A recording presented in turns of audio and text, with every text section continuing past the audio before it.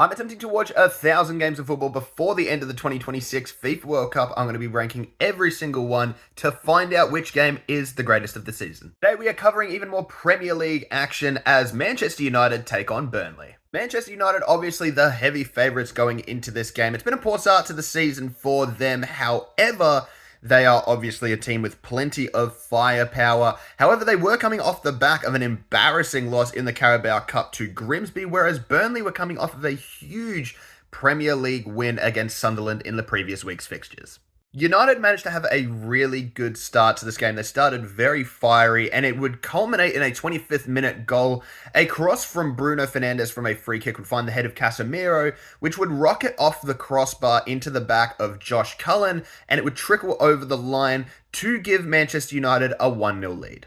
Manchester United should have had a second before the halftime break as a counter-attack from a Burnley set piece found Amad Diallo open at the back post. However, he fluffed his lines, a terrible miss for him. It would go into the halftime break with Manchester United having a 1-0 lead.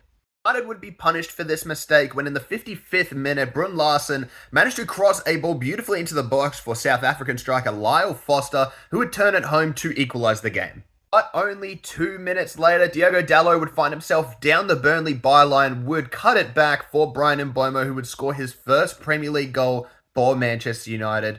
They are now back in the lead. But even more drama as only a few minutes later, a scuffle in the United area would fall to the feet of Jaden Anthony. His shot would be deflected over the line to make it 2-2. Burnley find an equaliser.